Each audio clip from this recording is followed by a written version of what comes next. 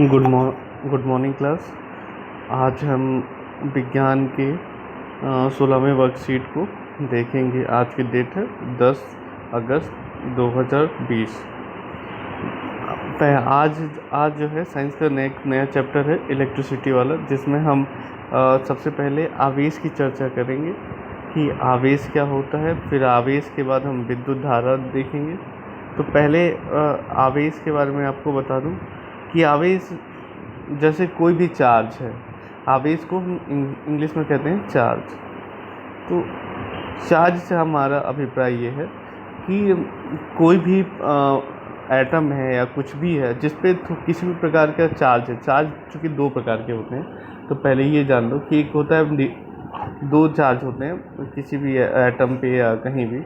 एक या तो पॉजिटिव होगा मतलब धनात्मक होगा, या तो वो नेगेटिव होगा मतलब ऋणात्मक होगा। तो बेसिकली चार्ज हम एटम के कॉन्सेप्ट में अगर देखें, एटम के कॉन्टेक्स्ट में, तो चार्ज हम दो तरह का हमें चार्ज मिलेगा। एक मिलेगा पॉजिटिव चार्ज और एक मिलेगा नेगेटिव चार्ज। अब जैसे हम एटम, कोई भी एक परमाणु की बात करें, अगर हम परमाणु में देखें तो परमाणु में हमने पहले पढ़ा था कि तीन कण होते हैं। एक होता है न्यूट्रॉन, न्यूट्रॉन की बात हमने की थी। न्यूट्रॉन, और न्यूट्रॉन क्या होता है, न्यूट्रॉन पे कोई चार्ज नहीं होता। न्यूट्रॉन क्या होता है, न्यूट्रल होता है, ठीक है। फिर दूसरा हमने कण देखा था जिसका नाम था इलेक्ट्रॉन। अब इलेक्ट्रॉन पे क्या बोला था कि इलेक्ट्रॉन ई है नेगेटिव चार्ज, ठीक है। अब एक होता है इलेक्ट्रॉन, प्रोटॉन, और यहाँ होता है प्रोटॉन। न्यूट्रॉन बता ही दिया, प्रोटॉन है तो पी है, तो पी से यहाँ पे फिर हो गया पॉजिटिव चार्ज। तो एक अगर परमाणु की जैसे बात की जाए तो परमाणु में एक जो है प्रोटॉन होगा जिससे जो पॉजिटिव होगा, और एक इलेक्ट्रॉन होगा जो कि नेगेटिव होगा, और एक न्यूट्रॉन होगा जो कि न्यूट्रल होगा। अब एटम में क्या होता है, एक प्रोटॉन अगर एक न्यूट्रॉन है तो एटम को क्या कर देते हैं, वो पॉजिटिव और नेगेटिव मिलके न्यूट्रल कर देते हैं। पॉजिटिव और प्लस यहाँ पे होता है नेगेटिव, मिलके एटम को क्या कर देते हैं, न्यूट्रल कर देते हैं, ठीक है। तो आइए देखते हैं आगे आगे क्या कह रहा है। बोल रहा है कि आवेश जो होता है एक परमाणु की मौलिक एक प्रकृति है, और परमाणु में क्या होता है, इलेक्ट्रॉन, प्रोटॉन और न्यूट्रॉन होता है, जिसे हम कह सकते हैं कि परमाणु बल का अनुभव करता है। अब उसको ऐसे समझो जैसे आपने चुंबक लिया, और चुंबक में क्या होता है कि चुंबक का एक नॉर्थ होता है और एक साउथ पोल होता है। अब आप क्या करेंगे, एक दूसरा चुंबक, दो चुंबक की छड़ लीजिए रॉड, और एक है ये नॉर्थ साउथ का पोल है एक एक चुंबक में। अब दूसरा है यहाँ पे, अगर दूसरा चुंबक आपने लिया, यहाँ पे भी इसको साउथ और नॉर्थ कर दिया, सेम पोल से दोनों साइड कर दिया, तो ये दोनों चुंबक क्या होंगे, एक दूसरे के को का विरोध करेंगे, प्रतिकर्षित करेंगे। ये इधर भागेगा और ये इधर भागेगा, चिपकेगा नहीं। लेकिन अगर वही दो चुंबक आपने ले लिए, यहाँ पे एक का नॉर्थ किया, एक का साउथ किया, और इसको बदल दिया, इसको यहाँ पे अपनी नॉर्थ कर दिया और ये क्या कर दिया, साउथ कर दिया, तो ये क्या करेंगे, दोनों एक दूसरे से चिपक जाएंगे। तो ये आकर्षण होता है। तो उसी तरह क्या होता है, यहाँ पे हो रहा है ना कि सेम सेम पोल, अगर देखिए यहाँ साउथ है, ये साउथ है और साउथ है, अगर साउथ साउथ पोल जब एक साथ आएंगे, समान समान पोल आते हैं, तो एक दूसरे को प्रतिकर्षित करते हैं, एक दूसरे को उससे भागते हैं, दूर भागते हैं। और अगर सेम पोल हो, तो जैसे सेम पोल है तो एक दूसरे से क्या हो रहा है, दूर भाग रहे हैं, जैसे साउथ साउथ है तो दूर भाग रहे हैं। लेकिन अगर विपरीत पोल हो, जैसे साउथ है और ये नॉर्थ है, अगर ये एक दूसरे के पास लाएंगे तो ये एक दूसरे के साथ चिपक जाएंगे, मतलब आकर्षित होंगे। यानी ऐसा ही सेम नियम इलेक्ट्रॉनों में लागू होता है कि इलेक्ट्रॉन क्या होते हैं, जैसे परमाणु में हो गया ना कि परमाणु में दो आवेश क्या होते हैं, सकारात्मक और नकारात्मक दो आवेश हो सकते हैं। या तो किसी परमाणु पे सकारात्मक आवेश होगा या तो नकारात्मक होगा, ऐसा। और जनरली क्या होता है, परमाणु न्यूट्रल होता है। अगर वो उसमें से इलेक्ट्रॉन निकाला नहीं गया, चाहे इलेक्ट्रॉन ग्रहण नहीं किया, तो वो न्यूट्रल रहेगा। और अगर वो इलेक्ट्रॉन निकालेगा तो पॉजिटिव हो जाएगा, और अगर एक्सेप्ट करेगा तो नेगेटिव हो जाएगा। अब क्या होता है कि जैसा बताया कि चुंबक में समान समान पोल के बीच क्या होता है, रिपल्सन होता है, प्रतिकर्षण होता है, और विपरीत पोल के बीच आकर्षण होता है, नॉर्थ साउथ और ये साउथ नॉर्थ, ठीक है ना। तो साउथ साउथ दोनों पोल हैं, तो क्या करेंगे, रिपेल करेंगे, एक दूसरे से दूर हटेंगे। तो वैसे ही होता है यहाँ पे सेम नियम इलेक्ट्रॉनों में भी काम करता है। समान आवेश जो होते हैं एक दूसरे को प्रतिकर्षित करते हैं और विपरीत आवेश एक दूसरे को आकर्षित करते हैं। और ये देखो ये पॉजिटिव है, ये पॉजिटिव है, यानी ये नॉर्थ हो गया, ये नॉर्थ हो गया एक तरह से। तो दूसरे क्या करना है, एक दूसरे से दूर भाग रहे हैं, है ना, एक इधर भाग रहे हैं, एक इधर भाग रहा है। और ये देखो ये निगेटिव निगेटिव है, ये साउथ साउथ हो गया। तो ये भी मान लो कि ये सेम सेम हो गया ना, साउथ और साउथ, तो दूर भाग रहे हैं। लेकिन ये नॉर्थ साउथ हो गए, ये विपरीत आवेश है, तो क्या एक दूसरे के पास आ रहे हैं। ऐसे क्या हो रहा है, ये भी इधर आ रहा है और ये भी इधर जा रहा है। तो क्या होता है कि जब भी समान आवेश होता है तो वो एक दूसरे के पास आता है, और मतलब विपरीत, सॉरी, ये जो विपरीत आवेश होते हैं तो एक दूसरे के पास आते हैं, चिपकते हैं, और जब समान आवेश होता है तो एक दूसरे से दूर जाते हैं। ठीक है, आइए अब आगे देखते हैं। आवेश तो हो गया भाई, आवेश क्या है, चार्ज था। अब आवेश का मात्रक देख लेते हैं। तो आवेश का मात्रक जो होता है, एसआई मात्रक जो होता है, कूलाम होता है। क्या होता है, कूलाम, कूलम। अब इसमें क्या होता है, अगर हम बात करें इलेक्ट्रॉन की, कि इलेक्ट्रॉन, बोला कि इलेक्ट्रॉन क्या होता है, निगेटिव चार्ज होता है। तो इलेक्ट्रॉन पे, एक इलेक्ट्रॉन पे वो कितना आवेश होता है, 1.6 इंटू 10⁻⁻19, वही 1.6 गुणे 10⁻⁻19 गुलाम जो होता है ऋण आवेश होता है एक इलेक्ट्रॉन पे। ठीक है, और अब ये मान लो कि अगर एक इलेक्ट्रॉन पे जो आपका आ रहा है 1.6 इंटू 10⁻⁻19 जो है कूलॉम आवेश आ रहा है। तो अब टोटल अगर मान लो कि टोटल इलेक्ट्रॉन हमको टोटल आवेश की अगर बात करें तो टोटल आवेश कितना होगा, तो इलेक्ट्रॉन मतलब जितने इलेक्ट्रॉन होंगे उनकी संख्या गुणे एक इलेक्ट्रॉन।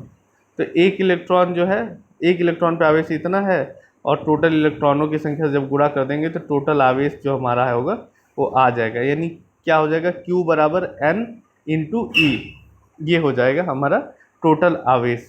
ठीक है, अब मान लो कि यहाँ हमको टोटल आवेश, टोटल इलेक्ट्रॉनों की संख्या निकालनी है, और हम मान लेते हैं कि टोटल आवेश हमारा कितना है, एक कूलाम। अब बोल देते हैं कि एक कूलाम अगर आवेश हो तो टोटल इलेक्ट्रॉनों की संख्या बताइए। तो अब इसमें क्या करेंगे हम, जैसे हमने फॉर्मूला यहाँ यूज किया कि Q बराबर क्या होता है भाई, N और E। अब हमें ये पूछ रहा है N निकालना है, N निकालना है तो क्या हो जाएगा, Q by E, Q by E बराबर क्या हो जाएगा, N, ये हो जाएगा ना। अब N निकालना है तो, और यहाँ पे Q की वैल्यू दे दिया एक गुलाम, एक गुलाम Q की वैल्यू दे दिया। और अब आपको पता है कि इलेक्ट्रॉन पे, एक इलेक्ट्रॉन पे कितना आवेश होता है, 1.6 इंटू 10⁻⁻19। अब जब इसको सॉल्व करेंगे आप, तो आपके पास वैल्यू आ जाएगी इसकी टोटल 6.25 इंटू 10⁻18 इलेक्ट्रॉन। ये 18 है, 18 इलेक्ट्रॉन 25। यानी आपके पास टोटल, अगर आप यहाँ से देखिए Q बराबर N ई, तो अब आप N का मान निकाल ले तो Q बाई ई। अब आपका टोटल मान आया 2.65 इंटू 10⁻18। ये इलेक्ट्रॉनों की संख्या है, कितने इलेक्ट्रॉन होंगे अगर एक गुलाम आवेश होगा, तो यानी एक गुलाम आवेश में इलेक्ट्रॉन होंगे 6.25 इंटू 10⁻18 इलेक्ट्रॉन। ठीक है ना। अब आगे बढ़ते हैं, विद्युत धारा की बात करेंगे कि विद्युत धारा क्या होती है। तो विद्युत धारा की अगर हम बात करेंगे तो विद्युत धारा वो होती है कि जैसे मानो कि एक इलेक्ट्रॉनों का फ्लो है, जैसे इलेक्ट्रॉन है, अगर ये लगातार फ्लो करे, एक इलेक्ट्रॉन जो है, ऐसे इलेक्ट्रॉन है, ये इस बिंदु से, मान लो ये ए बिंदु है, ए बिंदु से इलेक्ट्रॉन चला और बी बिंदु तक आ गया। अगर बी बिंदु तक ये आ जाता है इलेक्ट्रॉन ऐसे ऐसे चल के, तो इलेक्ट्रिसिटी यहाँ से यहाँ फ्लो करेगी। यानी इलेक्ट्रॉनों का प्रवाह ही क्या कहलाता है, विद्युत धारा कहलाता है। अब इलेक्ट्रॉन का प्रवाह विद्युत धारा कहलाता है। जनरली उसको बोलते हैं कि आवेश का प्रवाह, इलेक्ट्रॉन ना बोल के आवेश बोलते हैं, क्योंकि यहाँ पे क्या होता है कि पॉजिटिव और निगेटिव दो चार्ज होते हैं चूँकि, तो हम सीधे बोल देते हैं कि आवेशों का प्रवाह। तो विद्युत धारा देखिए, विद्युत धारा क्या है, विद्युत आवेश के प्रवाह की दर को विद्युत धारा कहते हैं। विद्युत आवेश, विद्युत आवेश में तो वही चार्ज है, नॉर्मल चार्ज की बात कर रहे हैं। तो विद्युत आवेश के प्रवाह की दर को विद्युत धारा कहते हैं, ये निश्चित है, यही डेफिनेशन है। ठीक है। अब देखो आगे क्या होता है कि भाई विद्युत धारा को हम मापते हैं एम्पियर में। किस में मापते हैं, एम्पियर। AMP, एम्पियर में मापते हैं। वहाँ हमने आवेश को किस में नापा था, क्यू को नापा था कूलाम में, है ना। और यहाँ क्या है, विद्युत धारा को हम नापते हैं एम्पियर में, किसमें, एम्पियर में। अब आइए कि भाई विद्युत धारा का, अगर विद्युत धारा ये है, आवेश के प्रवाह को विद्युत धारा कहते हैं, तो विद्युत धारा में एक विद्युत धारा कितनी होगी, या ऐसे विद्युत धारा को कैसे एग्जैक्टली कैसे मापेंगे। तो मान लो कि सपोज जैसे ये वायर है, ये क्या है, ये वायर है ना, और यहाँ पे ए बिंदु है और यहाँ पे बी बिंदु है। अब हमको माप, ये वायर है पूरा, यहाँ से इलेक्ट्रॉनों का फ्लो हो रहा है, इलेक्ट्रॉन ऐसे ऐसे ऐसे ऐसे मूव कर रहे हैं।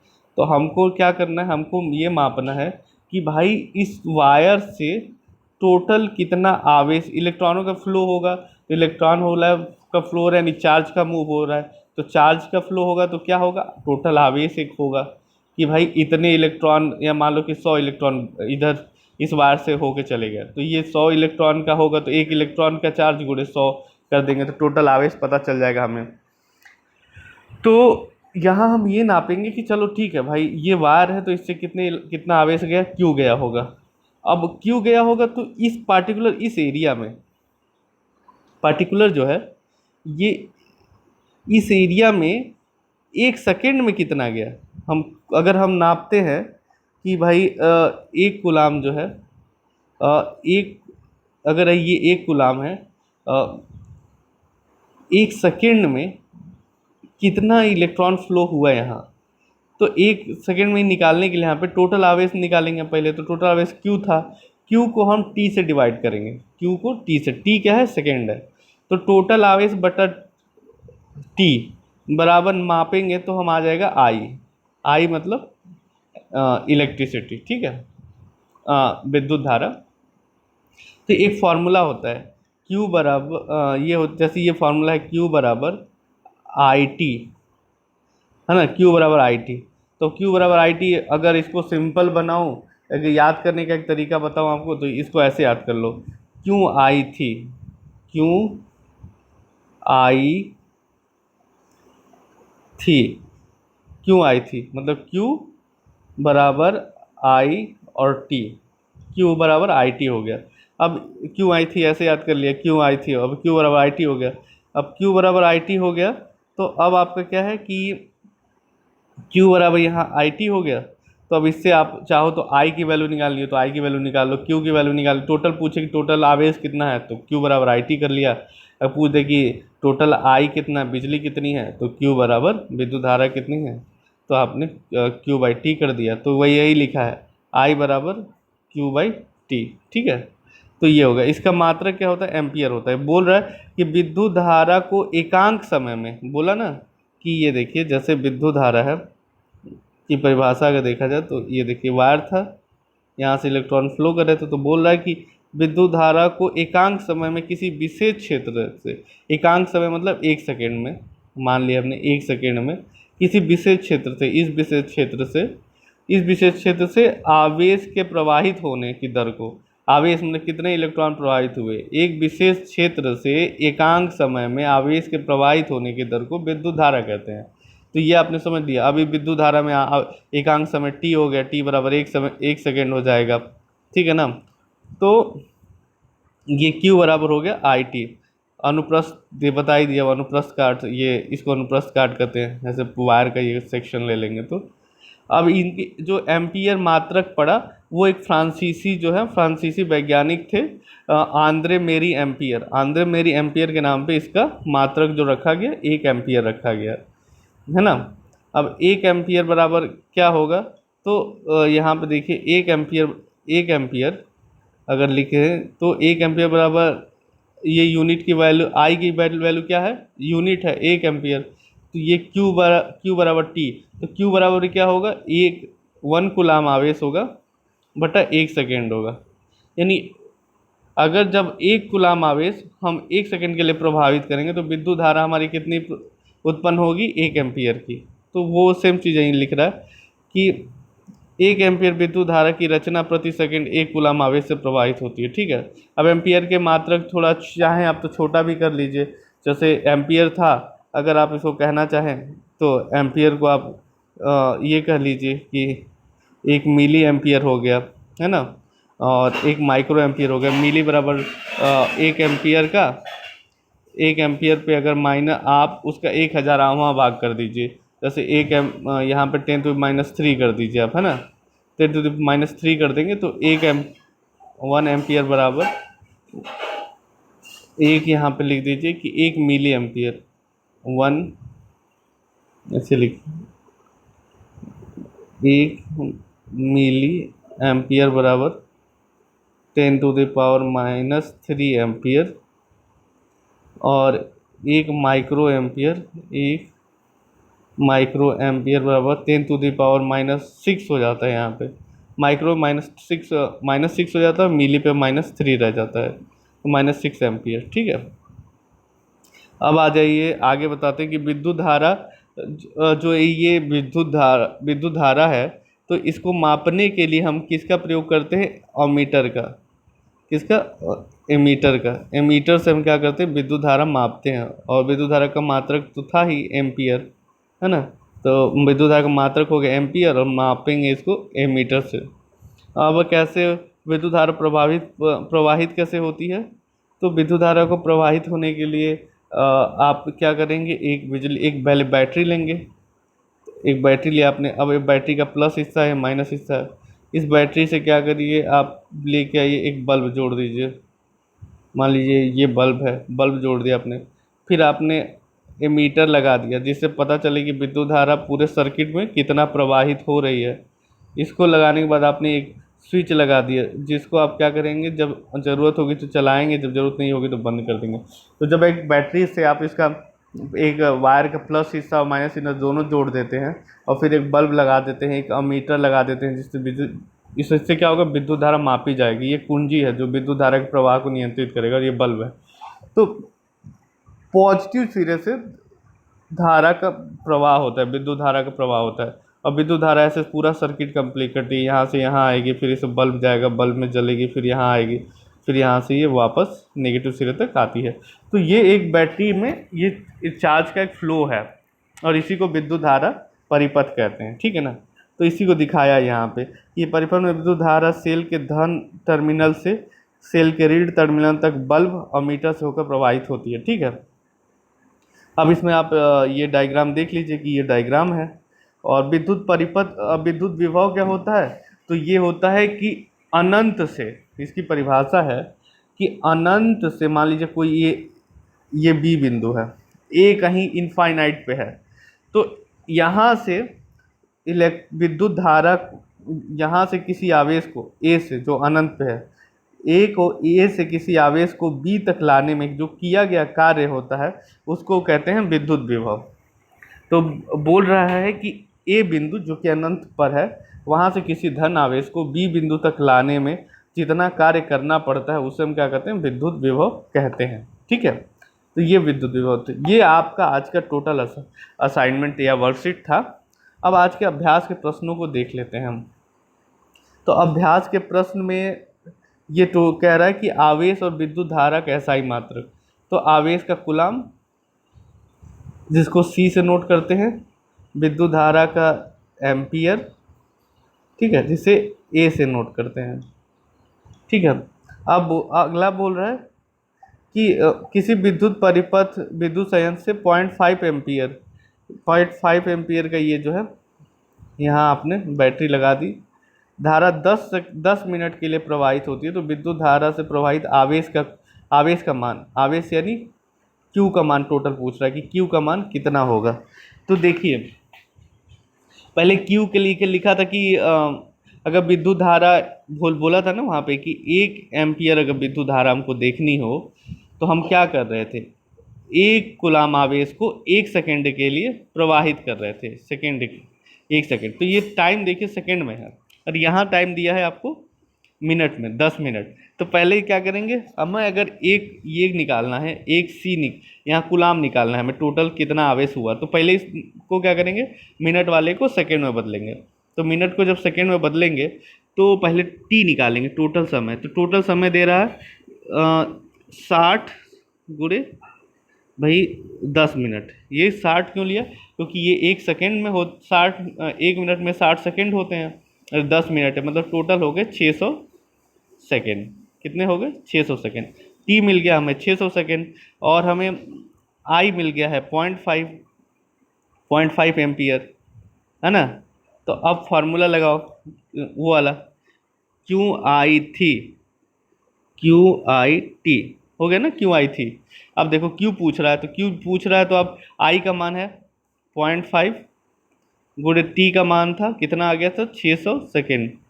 अब जब इसमें गुणा कर दिया तो कितना आ जाएगा? 300 एम्पियर। तो आपको आपको क्या करना है?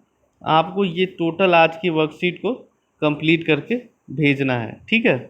ठीक है, फिर अगली मिलते हैं अगली क्लास में। Goodbye class.